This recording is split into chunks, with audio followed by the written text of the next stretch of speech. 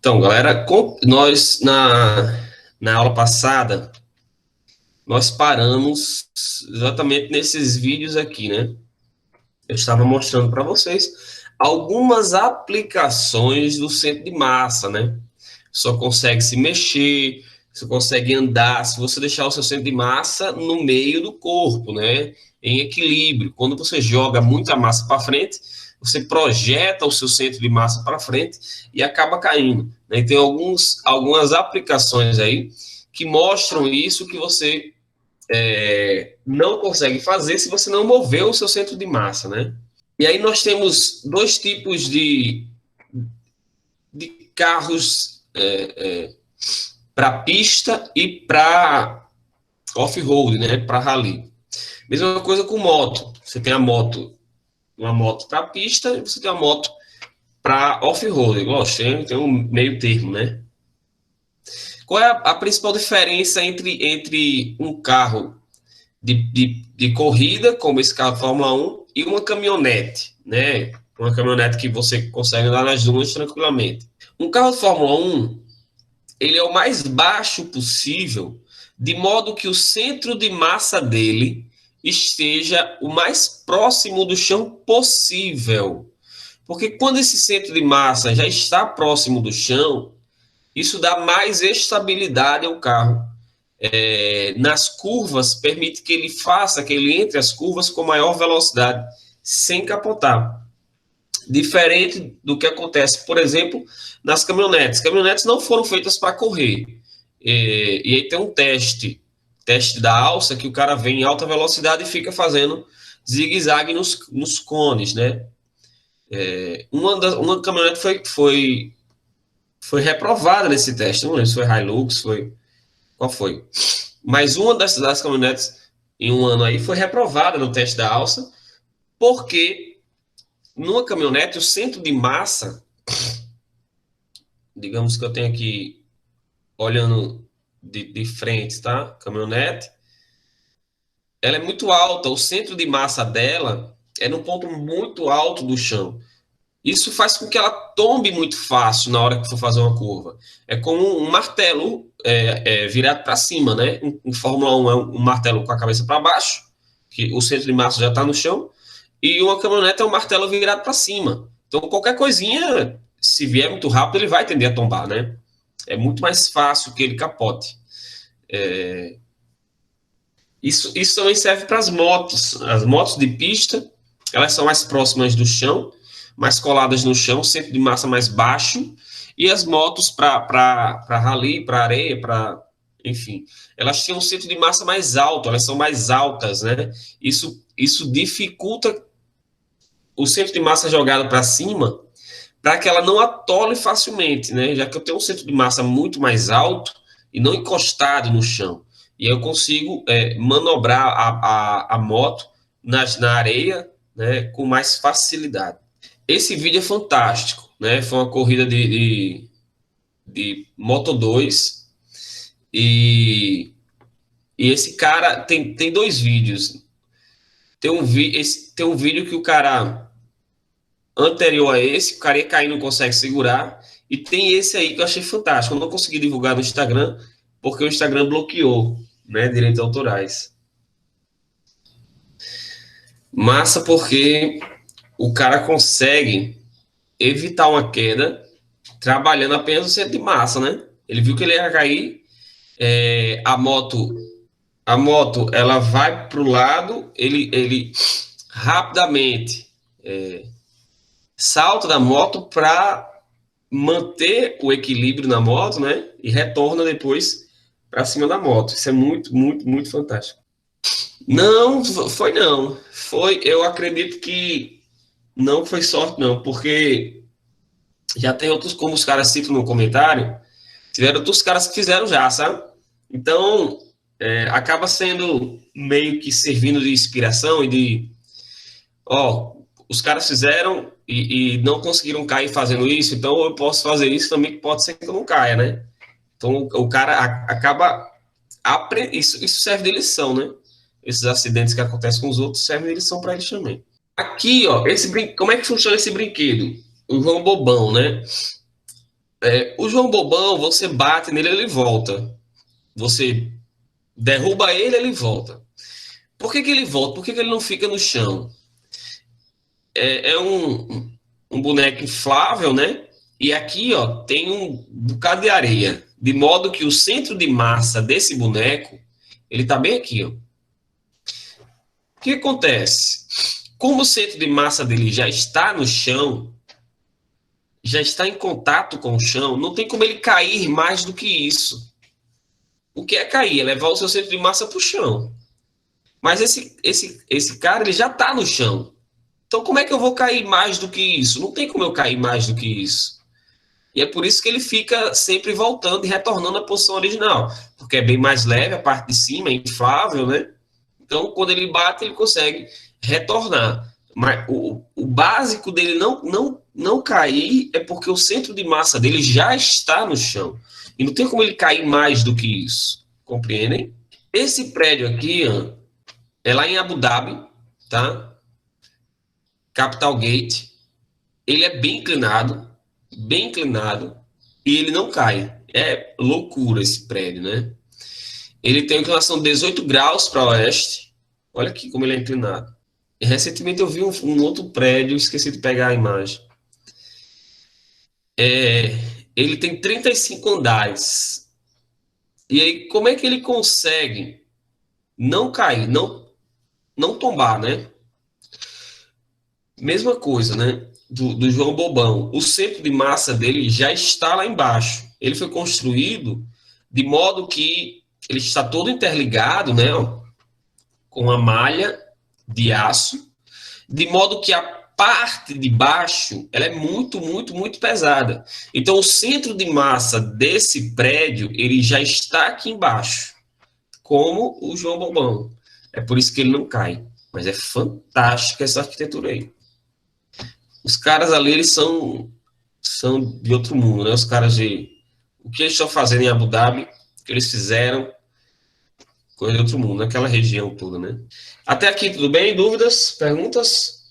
Aqui, eu tenho... Aqui, essa equação parece complicada, mas ela é bem tranquila, tá?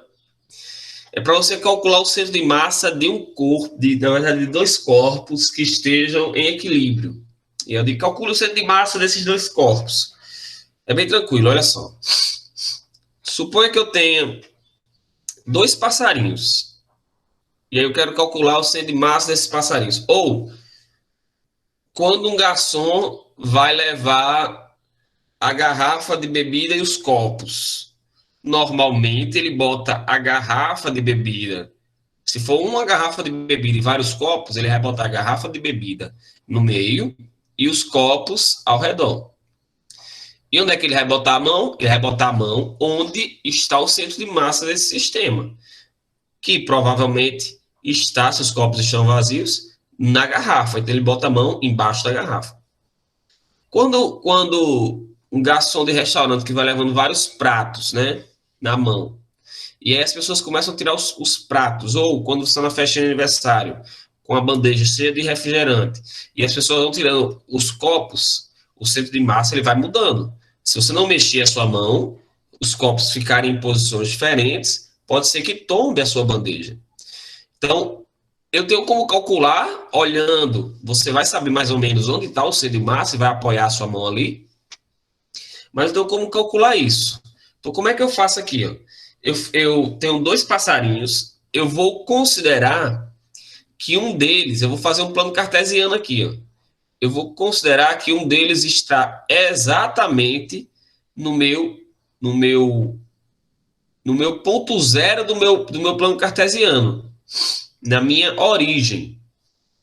Aí eu medi aqui, ó, eu vi que o passarinho vermelho está a 10 centímetros no eixo X e que ele está a 15 centímetros no eixo Y. Onde é que é o centro de massa desse sistema, desses dois passarinhos? Vejam bem. O primeiro tem massa de 100 gramas. O segundo tem massa de 200 gramas. O centro de massa ele vai estar mais perto de quem? Do de 100 ou ele vai estar mais perto do de 200? Ele vai estar mais perto do de 200. Então, se eu traçasse uma reta aqui no meio, ó, Só para me orientar, eu sei que esse centro de massa vai estar mais próximo do passarinho que pesa mais. Tranquilo, galera? Eu tenho como calcular isso. Para calcular isso, eu vou utilizar essa equação aqui, ó. Para achar o centro de massa, eu vou achar qual é a coordenada do centro de massa no eixo X, ó, o centro de massa no eixo X, e vou calcular qual é a coordenada do centro de massa no eixo Y.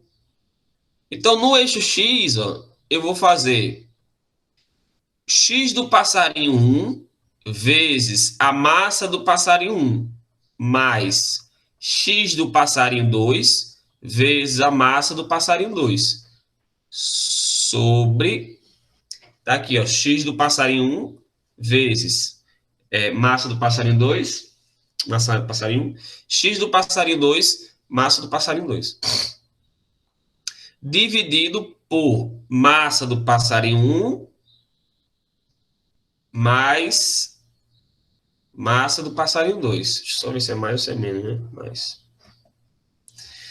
Para eu achar a posição do Y, vou fazer a mesma coisa.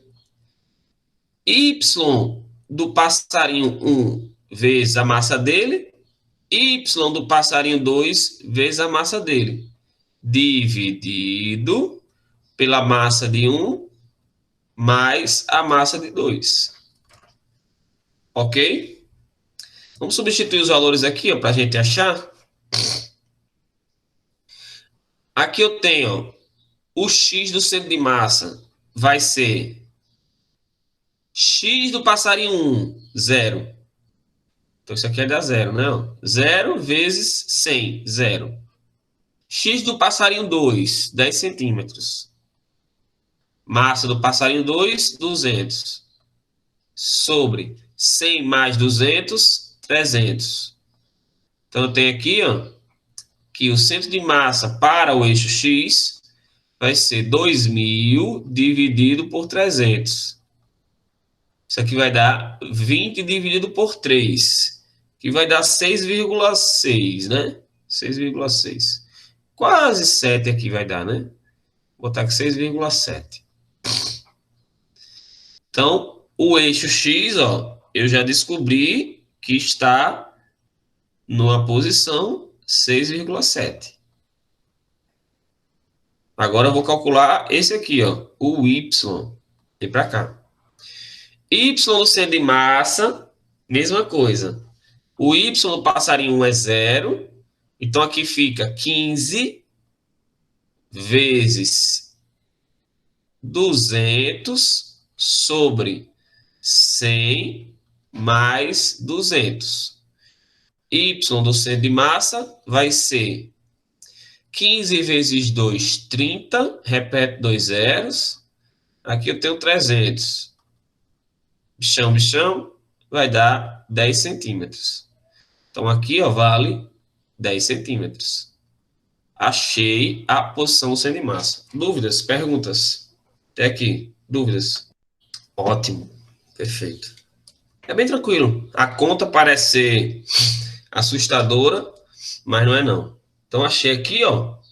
Achei o centro de massa deles, né? Ok? A posição de equilíbrio de um corpo, ela pode ser estável, instável ou indiferente. Qual é a diferença entre eles? A posição de equilíbrio estável é quando, se eu soltar o objeto, ele vai retornar à sua posição de origem.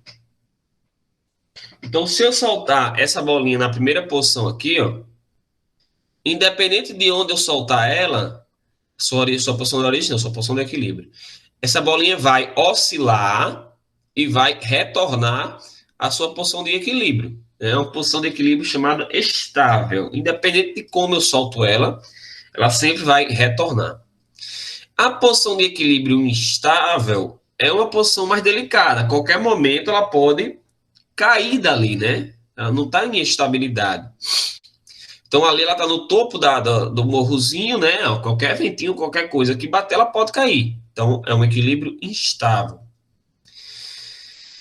E a posição indiferente é que se eu soltar essa bolinha aí num plano horizontal, ela vai rolar e uma hora ela vai parar. Então é indiferente porque ela vai adquirir uma nova posição e essa posição vai sempre ser uma posição de equilíbrio. Então nós chamamos de indiferente. Aí nós entramos agora num conceito de torque. O que que é o torque? Eu costumo dizer que torque é a facilidade de torcer um objeto. A facilidade de girar um corpo, de girar um objeto, é o que nós chamamos de torque.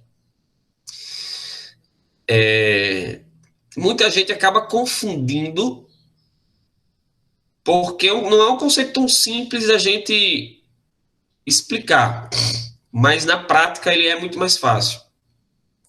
E as pessoas acabam confundindo o conceito com força. Só que o torque não depende só da força, depende da distância de onde você aplica essa força, certo?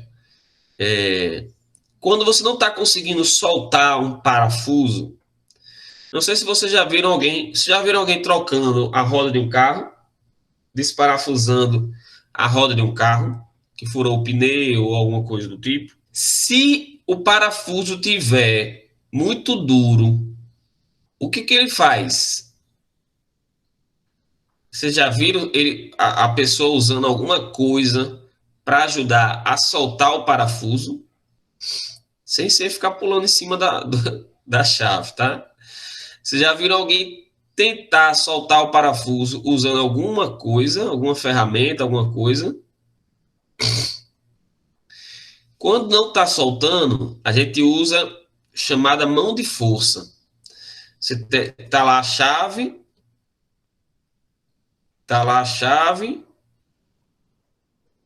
Vou fazer uma chavezinha aqui.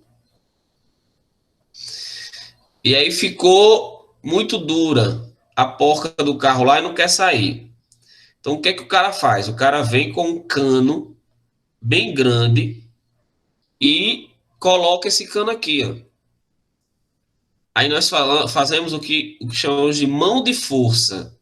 Eu aumento a distância de onde eu vou aplicar força para torcer esse parafuso. Agora, se eu aplicar qualquer forcinha aqui, ó, esse parafuso vai sair com muito mais facilidade. Eu não preciso mais nem fazer a mesma força que eu estava fazendo. Eu só aumentei a distância. Eu vou aumentar agora o que nós chamamos de torque. Teve uma vez que eu estava no IF em São Paulo do Potengi e estava montando uma base de lançamento de foguete.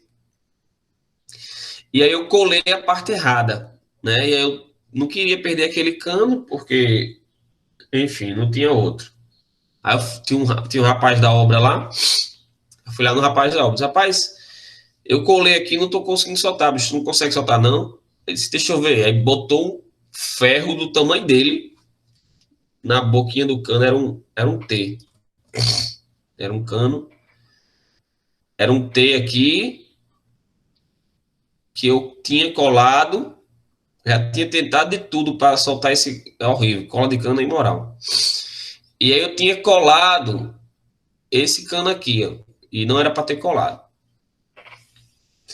Aí ele pegou, botou um pedaço de ferro aqui gigante, tamanho dele, botou isso no chão, segurou com o pé, botou o ferro, foi bem assim, é só isso, ó. E o bicho, creco, soltou.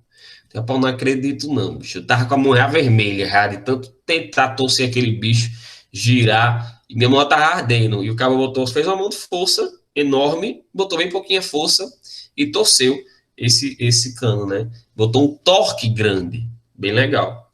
Então você vê que a galera sabe aplicar o conceito de torque, mas não sabe o conceito em si, né? Torque ou momento, ele é expresso pela letra M. E para calcular ele, é força vezes distância de onde você aplica essa força. Força vezes distância de onde você aplica essa força. Quando, por convenção, tá? Você pode dar o salto que você quiser, mas por convenção, quando um objeto vai girar no sentido horário, nós dizemos que esse torque ele é negativo. Quando um objeto vai girar no sentido anti-horário, nós dizemos que esse torque ele é positivo. Mas isso aqui tanto faz, desde que você entenda que se girar para um lado é positivo e se girar para o outro ele é negativo, tá? Isso é importante. Essa imagem aqui eu tirei, como eu disse, os pedreiros eles sabem muito a física, né? Só sabem que sabem, mas eles sabem. Isso era a rosca daquelas caixas d'água acoplada, né? No vaso sanitário. E aí eu tava querendo soltar para trocar a boia e não tava conseguindo soltar. E aí tinha um pedreiro aqui, eu disse, rapaz, me ajuda aqui a soltar isso aqui. Isso não tem ferramenta não, mas eu vou improvisar um agora. Pegou esses 2 pau, enrolou com arame, encostou na porca e torceu, né? Apertou a porca tava aqui, segurou com a mão e torceu. O que foi que ele fez? Ele aumentou o torque, né? Eu tava tentando girar, não tava conseguindo também, a mão já tava doendo. Ele botou um braço longo e aplicou a força aqui. Quando ele aplicou a força, fez um torque grande, né? E aí esse negócio torceu mais facilmente. Tudo bem, galera? Vocês compreendem o conceito de torque até aqui? Tudo bem? Dúvidas? Tranquilo, né? Olha só o que acontece muito, né? Ó, o cara encheu a carroça de tijolo e o coitado do animal, o torque foi tão grande, o torque desse tijolo foi tão grande. Primeiro que estava meio inclinado ali, ó. Tem uma rampinha, né? O que vai favorecer esse torque. E o torque foi tão grande que o coitado do cavalinho subiu, né? E isso a gente vê muito. Os caras abusando do peso para o animal carregar, né? Sendo que aí, com essa subidinha, ele acabou produzindo um torque muito grande e o animal subiu. Aqui, eu tenho uma situação com várias forças sendo aplicadas numa barra. E determine o momento de cada força, né? O torque de cada força em relação ao ponto B. Lógico, essa barra ela tem que estar fixa em algum canto. Ela vai girar, se ela for girar, ela vai girar em torno de algum ponto, né? Digamos que esse aqui seja o ponto que ela está parada, presa na parede, por exemplo, né? Ela vai girar com as outras forças. Qual é o torque produzido pela força 1? Força 1 produz um torque de força vezes distância. Qual é a força 1? Força 1 vale 4 newtons. Aqui distância ela está de B, ela está a uma distância de 1 metro. Então, ela faz um torque de 4 newton metro. O 2. Cadê? Chega, menino. O 2 faz um torque F2 vezes distância 2. F2 é 6, só que 2 tem uma distância de 0, porque 2 é exatamente o ponto onde ele vai girar. Então, 2 não faz torque. 2 não realiza torque. 3, eu tenho força 3, está ali, ó, 8. Distância 3, de C até B, 2 metros. Então, eu tenho um torque de 16 newton metro. O torque da força 4 é 10 newtons vezes distância. De C para D são 2 metros e de C para B são 2 metros. Então, de B para D são 4 metros. 40 newton metro. Se eu quiser saber o torque total, né, para saber em qual sentido ele gira, então tenho aqui, ó, C faz um torque de 16. Se eu botar de acordo com aqueles sinais, né, ó, menos 16, 4 faz mais 40. E esse aqui, ó, tá no mesmo sentido do 4, ó. Mesmo sentido do 4, tá? Então, esse aqui faz mais 4. O torque total, momento total, vai ser 40 mais 4 menos 16. 40 mais 4, 44, menos 6, 38, menos 10, 28. Então, o torque total é de 28 no sentido anti-horário. Dúvidas?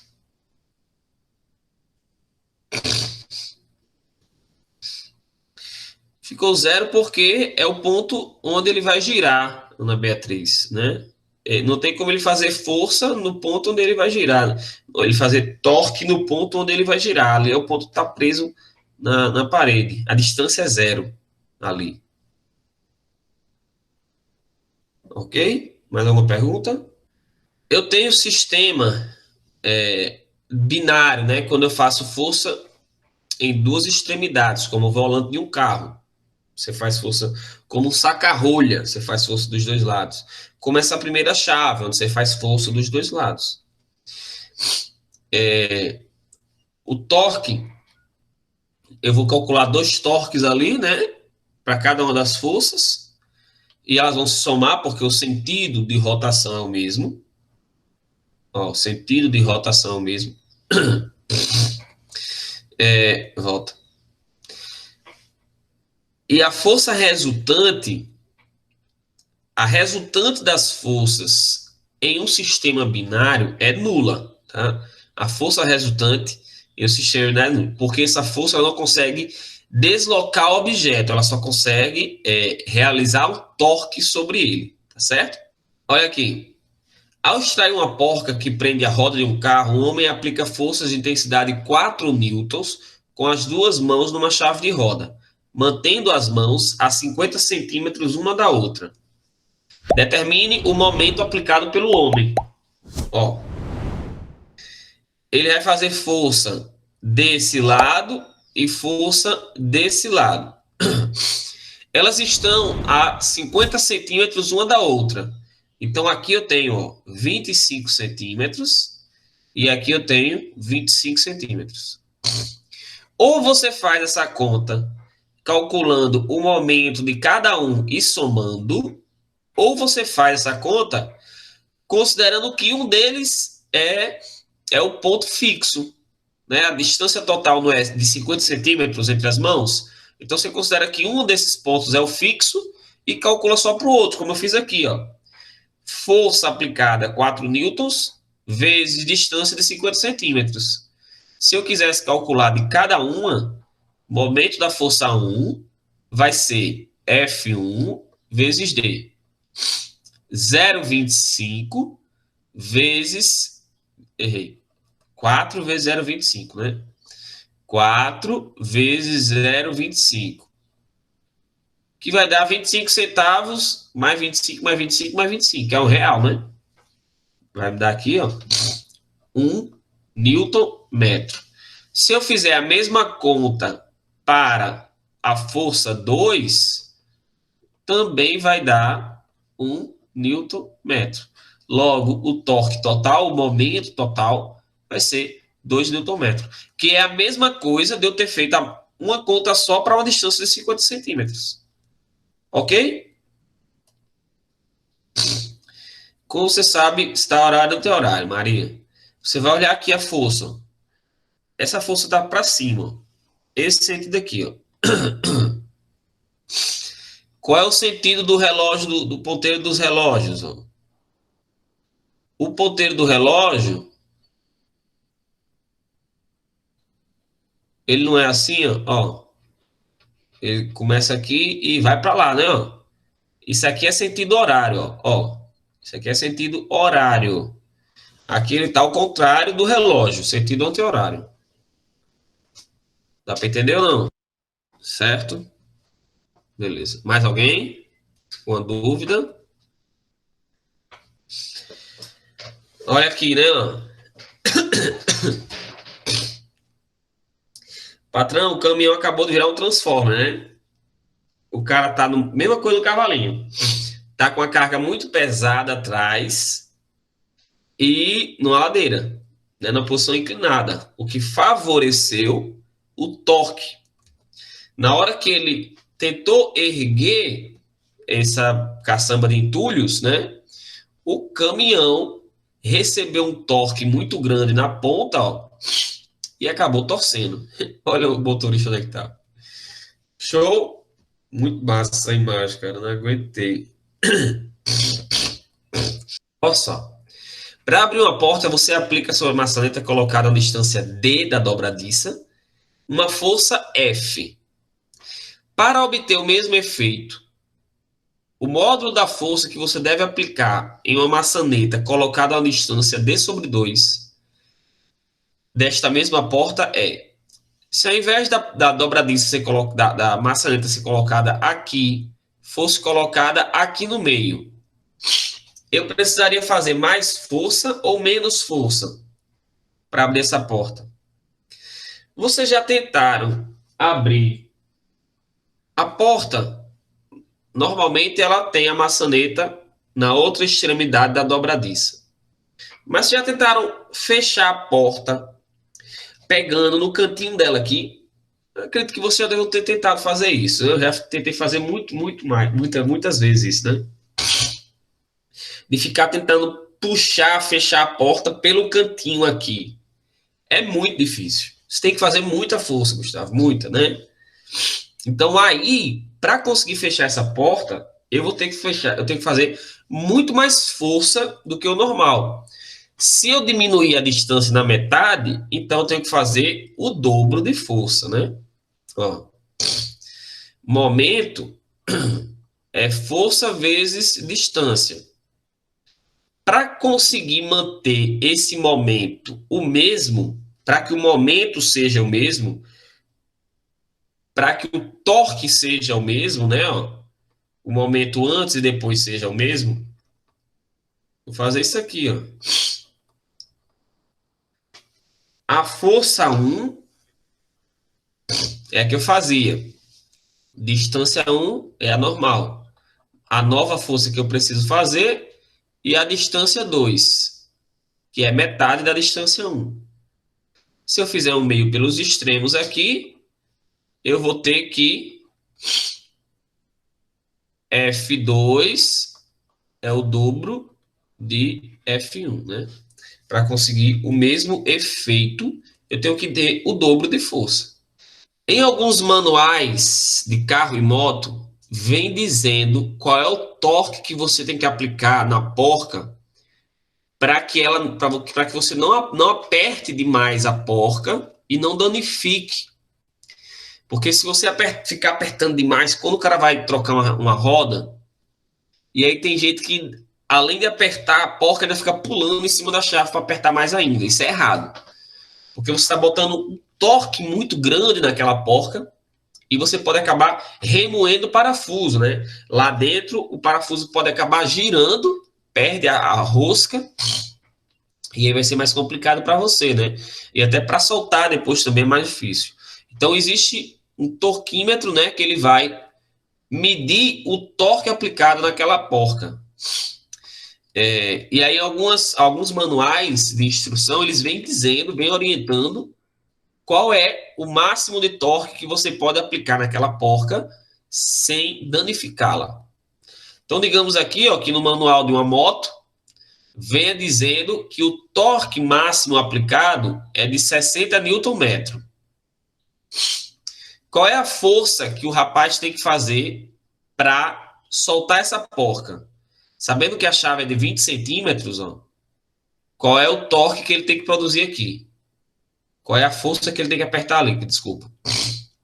Força vezes distância, o torque é 60, a força eu quero saber, e a distância, ó, 0,2. Tem que ser em metros, viu, galera? Sempre. Passa ele dividindo. 60 dividido por 0,2. Ó a dica. Professor, é chato demais a conta assim, não tem nada não. Multiplique em cima e embaixo por 10.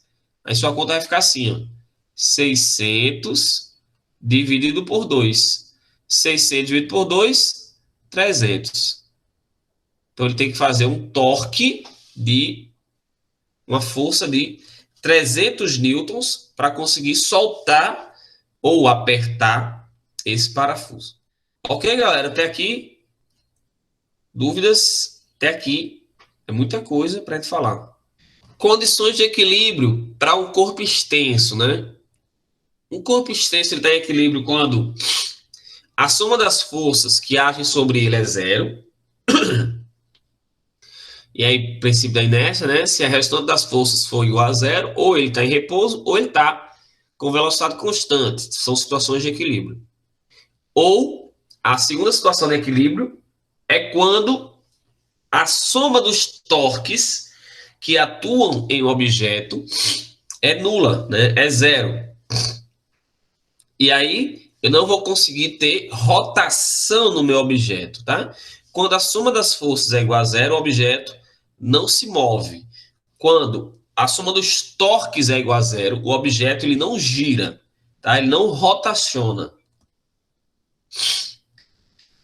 E aí nós temos como aplicação disso as alavancas, as gangorras. A gangorra é um tipo de alavanca onde o objetivo é ter um torque zero, né? Mas vamos chegar lá. Existem três tipos de alavanca, né? São denominadas de máquinas simples, porque elas favorecem, elas dão uma forcinha a mais, elas dão uma vantagem mecânica para quem está usando elas, né? A vantagem mecânica, ela pode ser calculada pela distância de onde você aplica a força. A distância de onde você aplica a força é a distância de onde eu vou falar aqui do termo potente e resistente.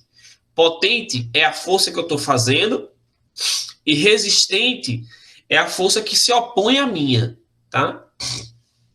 Então, se eu fizer um cálculo da força que eu faço e da força que se opõe, ou da distância de onde eu aplico a força e a distância de onde está sendo aplicada a força resistente, nós temos a vantagem mecânica, para saber o quanto que eu vou ser beneficiado com aquela alavanca.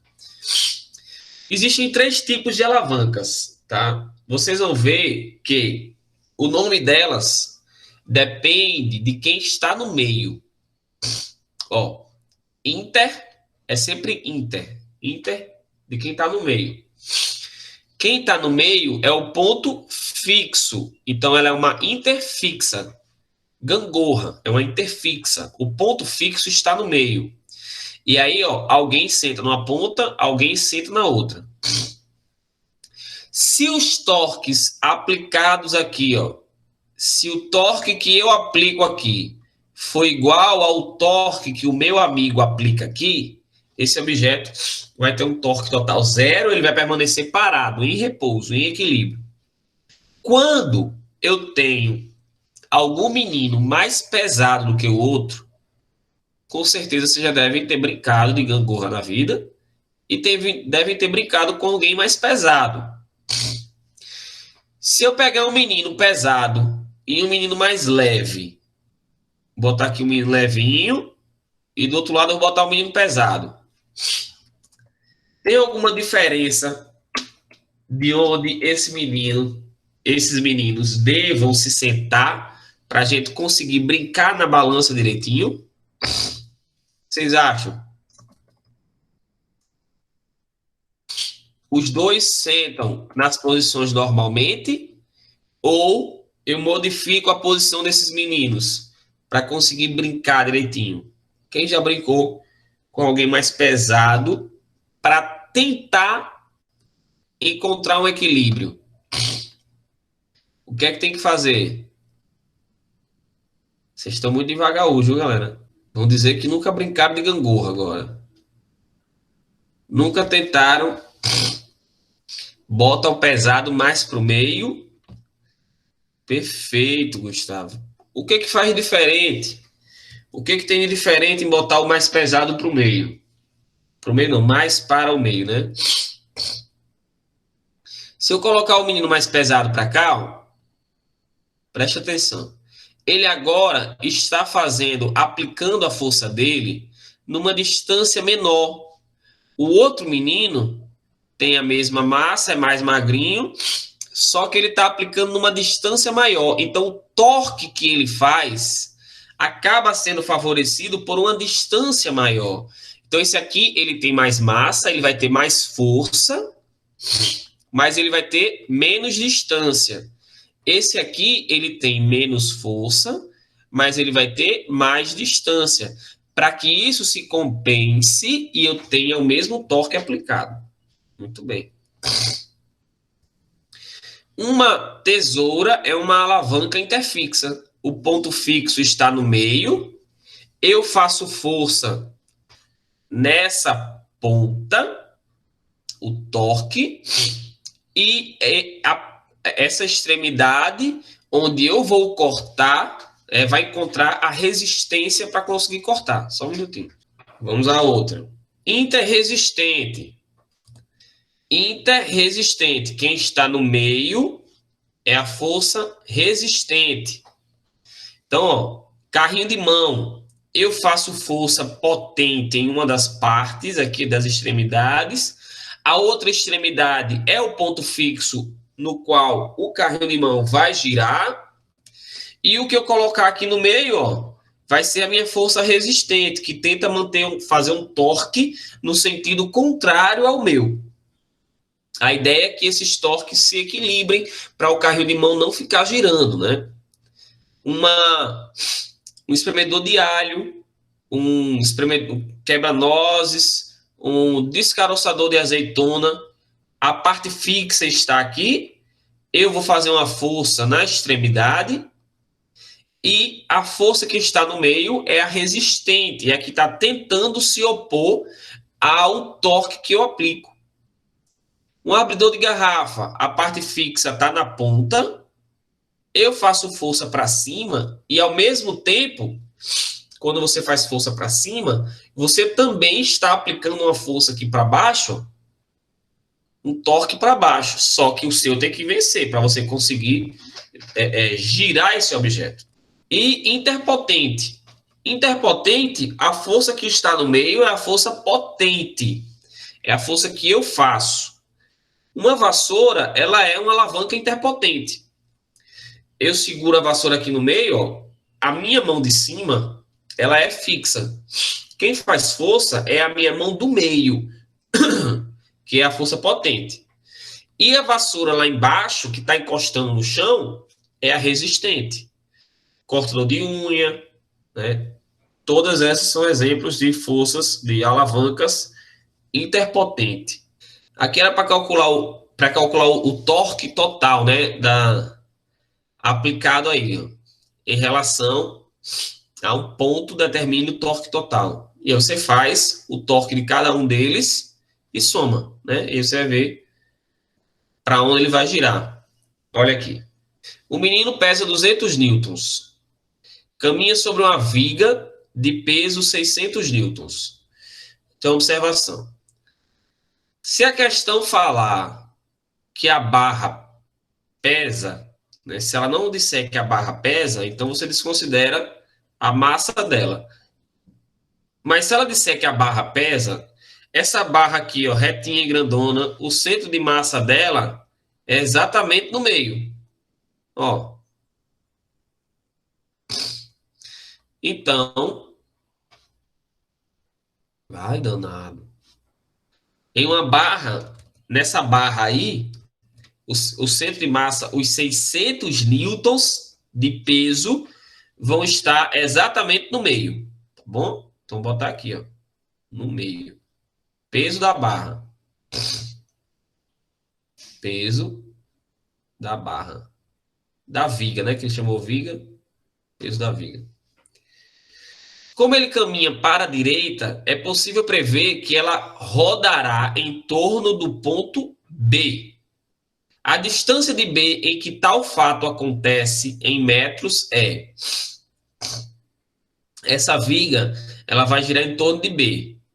É lógico que enquanto esse menino tiver desse lado aqui, ó, essa viga não vai girar, né? Porque ele está fazendo força em A também. Essa viga só vai girar quando o menino chegar, ó, do outro lado. Não é assim? Quando ele chegar do outro lado, aí, ó, ele vai estar fazendo um torque para cá e o peso da barra vai estar fazendo um torque para cá.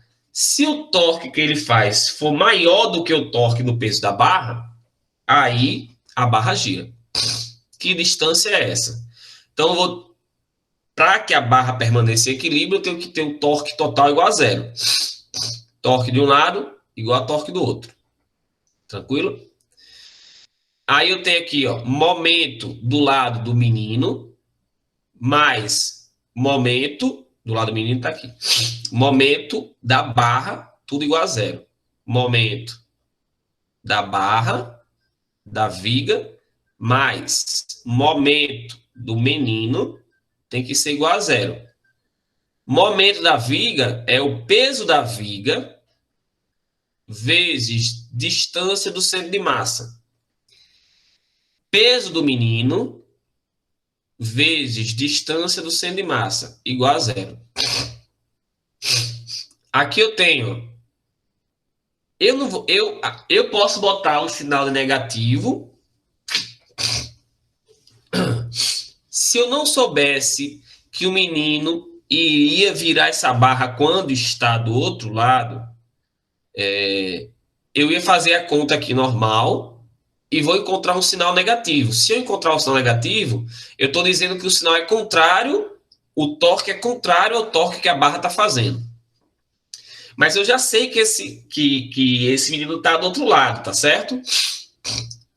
Sabendo que ele está do outro lado, eu já sei que ele está do outro lado, eu posso colocar o sinal de negativo logo aqui, porque eu sei que o torque que a barra está fazendo é um torque positivo. E o torque que o menino vai fazer é um torque negativo. Então, eu posso jogar logo o negativo aqui. Fica a critério de vocês. Eu posso botar o negativo aqui, ó. Tá bom? Ai, meu Deus, o que eu fiz? Deixa eu botar um negativo aqui, ó. Pronto. Então, vai ficar assim, ó. Peso da barra, 600. Distância da barra até o ponto fixo, que é B. A distância daqui até aqui, ó. Essa barra, se você olhar para cá, ela tem 8 metros de comprimento, ó. 5 mais 3, 8. E o centro de massa está no meio, no 4, né? Ó. Então, do centro de massa até aqui, ó, se ele está na posição 4 e até aqui são 5, então essa distância é de 1 metro. Menos força que o menino faz vezes distância do menino. Igual a zero. Força do menino vezes 3, passa para lá, ó, menos 600. Se multiplicar tudo por menos 1, fica tudo positivo. A força do menino vai ser 600 dividido por 3, que dá 200 newtons. Ah, não, desculpa, gente, eu errei aqui. Eu calculei a força, mas a força eu já tenho, eu quero a distância. Eu quero a distância. Eu botei a distância como sendo 3 metros, né? Foi mal. Deixa eu botar aqui. Deixa eu ajeitar aqui. Deixa eu apagar o F. Que viagem, professor. Então aqui eu tenho 200. Já achei. Eu já disse a resposta quanto é. Vezes a distância que é 3, né? Oh, meu Deus. Vezes a distância que eu quero achar, meu pai do céu, velho. Não vai sair mais não esse negócio, não. 600 menos 200D. Fé Maria. Passo 600 para lá. Eu tenho que essa distância ela vale 3 metros. Já tinha achado a distância. Fuleiragem. Vocês entenderam? Entenderam. Deixa fuleiragem também, vocês, viu? Então, tá aí a equação. Aqui, ó. Para calcular, eu vou fazer a mesma coisa. Aqui eu vou fazer a mesma coisa. Ó. Determine eu tenho 3 corpos de massas 4, 2 e 3 quilos. Estão colocados sobre uma barra rígida que está apoiada aqui. Qual é a distância x3? Qual é a distância x3? Essa daqui, ó, do objeto 3. Em relação ao centro. Para que o sistema fique em equilíbrio.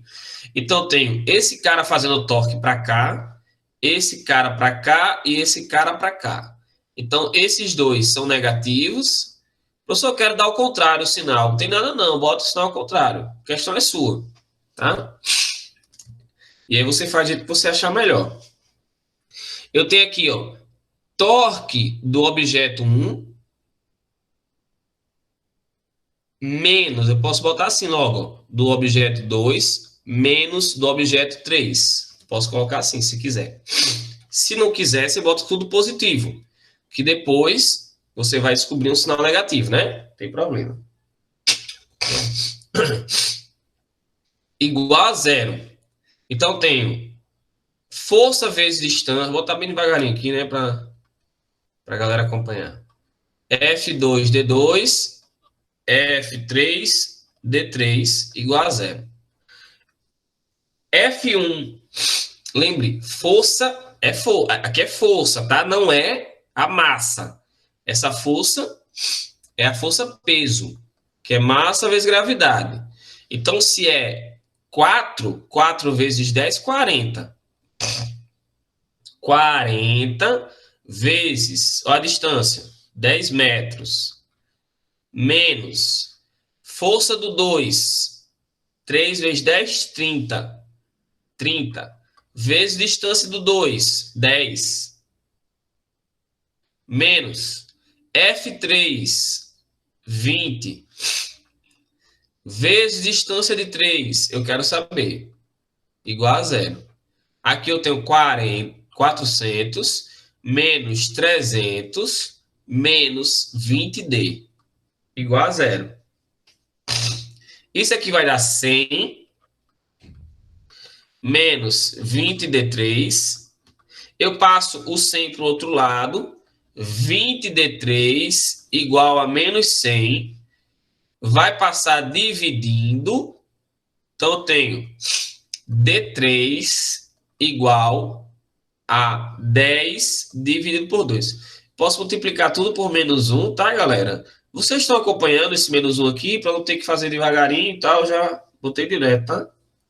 D3 vale 5 metros.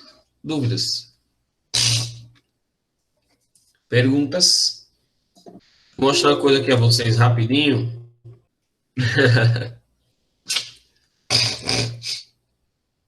Mas você consegue, é só fazer devagarinho. Vou mostrar aqui para vocês. Eu vou botar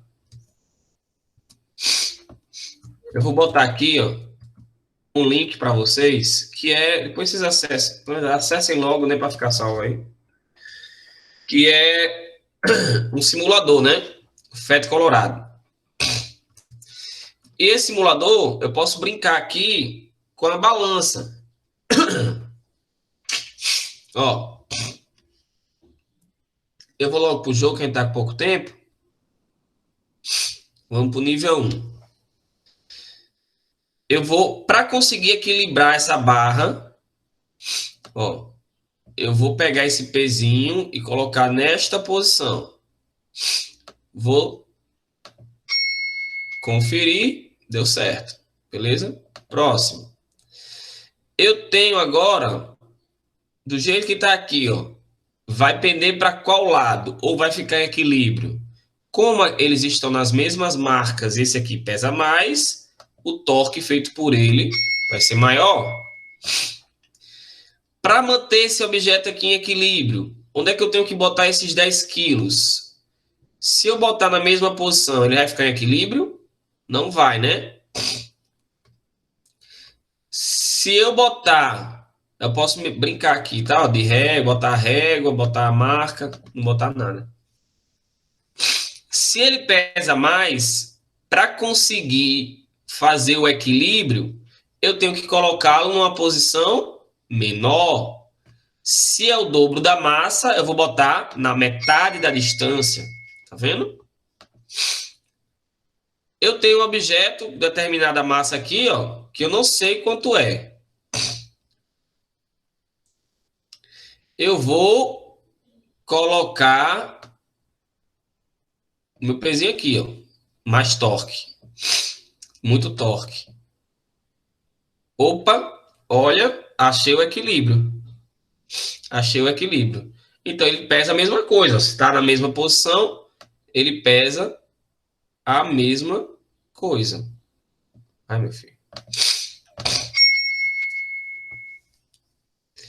Certo? Aí aqui a gente pode brincar. Deixa eu... Vamos para cá agora. Ó, posso botar tijolo, posso botar pessoas, tá? Vamos botar aqui essas meninas, né? Eu tenho uma menina de 30 quilos aqui, ó. Onde eu preciso botar de 60 para entrar em equilíbrio? Para entrar em equilíbrio, eu vou... Legal, galera. Eu vou colocar, é bom que você pratica, né? Confere, né? Ó, está em equilíbrio. Eu posso marcar aqui as forças, ó. Essa faz muito mais força do que essa, mas o torque é o mesmo, né? O torque é o mesmo. O importante é o torque. Beleza, galera? Aqui ó, a gente vai colocando. Para conseguir isso aqui, para onde vai pender, né? A gente vai fazendo o resto. Ok? Depois vocês podem brincar. Tem várias simulações. Tem simulações de outras disciplinas também, o FET Colorado. Quando você bota aqui, ó, ele vai traduzir quando ele quer, né? Ele vai traduzir. E aí tem aqui, ó, física, química, matemática, ó, tem várias.